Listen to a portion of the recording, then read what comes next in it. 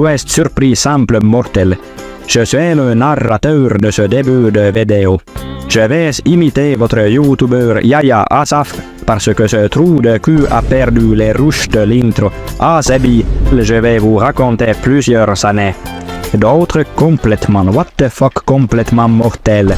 Il y en a qui sont vrais, il y en a qui sont fous. Peut-être que j'ai foutu le feu à un arbre.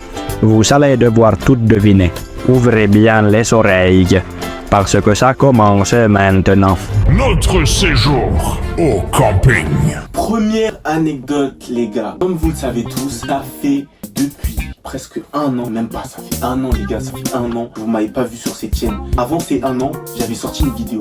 C'était 5 jours avec moi et mes amis, je sais plus c'était quoi, parce qu'on était partis à un séjour les gars. À ce séjour là, tu vois que je pars tous les 3 ans. Maintenant, aujourd'hui, je pars plus à séjour parce que vas-y, j'ai grandi et voilà, on a plus le même centre d'intérêt qu'avant, tu vois. Et dire que j'ai arrêté de partir à ce séjour là.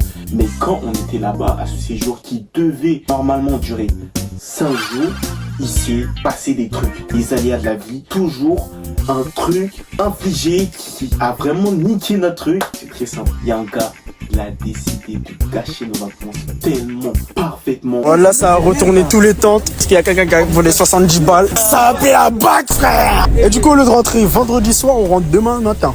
Tout se passait bien, c'est ce qu'on va manger pendant le camping, on sait nos activités, on sait vraiment genre l'activité ultime. Cette activité, on voulait trop faire cette activité, tu vois. C'est vrai que la piscine, c'était vraiment trop tard. L'activité en question qu'on voulait genre faire vraiment de fou, c'était le marché nocturne. Et il y a un gars, il a décidé de voler 70 balles.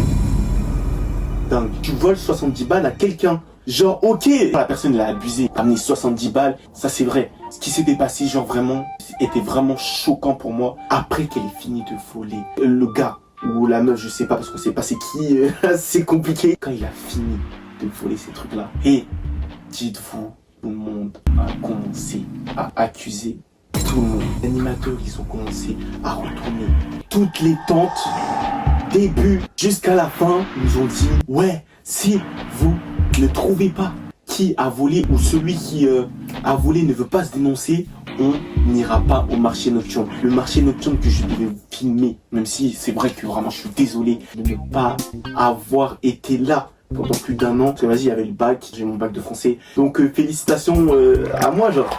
À moi. Bref, passons. On nous a fait ramener là où on était plus rapidement. Le séjour était complètement d'art, les gars. J'avais pris du temps, vraiment, à monter cette vidéo. Ces 3 vidéos, c'était comme si c'était un vlog d'août de la situation, frère. C'était une dinguerie. Genre, ça s'enchaînait. J'avais trop kiffé.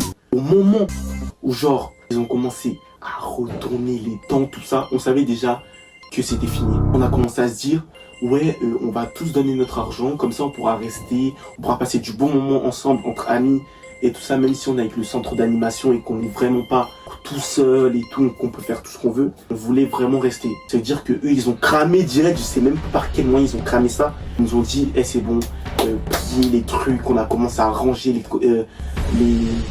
tentes et tout, tout ce qu'on a ramené, les valises, etc. Frère, c'était une dinguerie monumentale. Ça veut dire que le gars, on sait toujours pas qui c'est. On sait pas c'est qui ce gars, on sait pas. Genre, il a volé les 70 balles, il s'est taillé dans nos têtes. On disait, c'est toi, c'est sûr c'est toi. Là, le gars, actuellement, ça se trouve, il regarde la vidéo, tu vois. On disait, c'est lui, c'est lui, c'est lui. Mais bon, bref, on est rentré, ça accuse tout le monde. Genre, vraiment trop le seum, les gars. Baston au concert de Tiakola. Deuxième anecdote complètement what the fuck. Il y a quelques jours, il y a quelques mois, c'était le concert de Tiakola, comme vous le savez tous. C'est-à-dire que moi, mon cousin, il me dit, viens, monte à Paris, ça va bien se passer, on va bien s'amuser, on va aller au concert gratuit Tiakola qui est, bien sûr, t'es dans son truc, là où il est né, tu vois, à la Courneuve, tout ça. C'est-à-dire que moi, je suis en mode, ah, grave content. Moi et mon cousin, vas-y, on prend le RER. On se dit, vas-y, on va se mettre bien. Il y avait vraiment de l'ambiance de fou. Et Mamanayo aussi, il y avait une dame, hein. La dame qui s'appelle Mamanayo. Elle a trop kiffé sa life. Eh Tchako, c'est la 3e fois que tu coupes la musique. Ah, Bozoba. Vraiment? Oui, Mamanayo. Bona, nini, bona. C'est bon, enfin. Au fur et à mesure du concert, il s'est passé 2-3 petits trucs complètement what the fuck. pense que vous avez pu le voir sur les réseaux sociaux. C'était dingue, hallucinant. Et bah, faut savoir que ce moment-là, je me suis dit, le gars, il veut ma peau. Il y a un gars qui a dit comme quoi, tout à l'heure, bah, c'était moi qui, genre, avait frappé son cousin dans la fosse. Parce qu'il y a eu des rumeurs, genre, qui ont tourné, les gars. Je sais pas si vous avez vu, mais il y avait des bastons dans le concert de Tiakola. Ça veut dire que, à partir de ce moment-là, le gars, à la fin du truc, quand on se barre, tout ça, il me dit, hé, toi là, c'est toi qui as frappé mon cousin? Attends, je vais choper ta veste. T'es pas prêt, mon gars. T'es vraiment pas prêt. Je vais te choper. Tu vas voir. Pour l'instant, mon cousin, il était pas là. Je regarde sa main. Parce que là, il a commencé à sortir un couteau, tout ça. Je me dis, oh là là là là. En plus, il me course. C'est-à-dire que moi, je fais quoi? Je commence à tracer. Je commence à tracer sa mère, les gars. Et j'avais trop peur. Il me dit, ah, viens là, viens. Tracer. J'appelle mon cousin. Je vois, il me répond pas. Par je ne sais pas quel moyen. Les gars, je me suis en sorti. Je connais pas Paris comme ma poche, hein, mais je me suis vraiment sorti. Ça veut dire que je prends le RER. Je m'en souviens vraiment de quel RER c'est.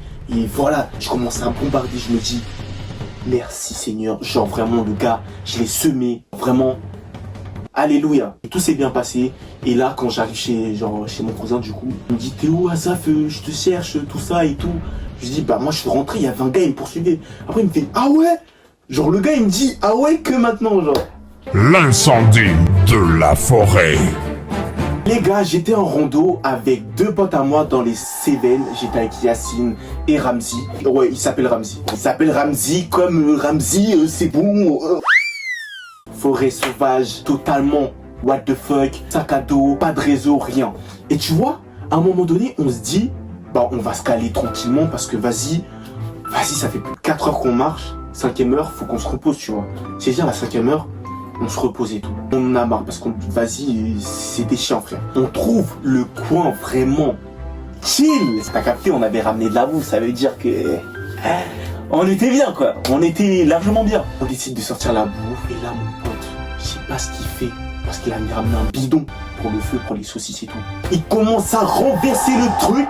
Et là, quand on était dans Koh-Lanta déjà, la forêt là où on était, bah la Cévennes, c'est vraiment hard. Ça veut dire que le gars, il commence à mettre ça, la tête de Wham. Je sais pas si on peut appeler ça une mini catastrophe ou une grosse catastrophe. Mais les gars, j'ai eu peur. Il a commencé à tout griller. C'est une dinguerie. Ça veut dire que nous, on commence à courir, on se dit, on va aller où, tout ça. Et mon pote, lui, il est bête, mon pote Yacine. Il dit, ouah les gars, on va finir en prison, c'est fini pour nous. Et après, je dis, quoi? C'est maintenant que tu me dis ça? Eh vas-y, viens, on court. On commence à courir, on voit une mini cabane, tu sais, un truc abandonné là. On court vers là-bas, on trace. Genre, voilà. On a vraiment survécu, vraiment par chance. Je sais pas par quel moyen. Ça devait être une vidéo qui devait sortir, tu vois. Mais on n'a jamais sorti parce que, vas-y, c'était tellement catastrophique. Je voulais juste faire un barbecue normal avec mes potos, tout ça. C'est pas passé comme prévu, ça casse les couilles, frère. Comprenez-moi des trucs et que genre, ça se passe pas comme on veut, ça casse trop les couilles. Je voulais faire un truc simple, Moi, je veux juste cuire mes grosses saucisses tranquilles, les griller, manger avec vous, frère. Tranquille. Frérot, tu vas faire quoi dans une forêt, frère? Bon les gars, il est temps pour vous de découvrir quelle anecdote était vraie et quelle anecdote était fausse.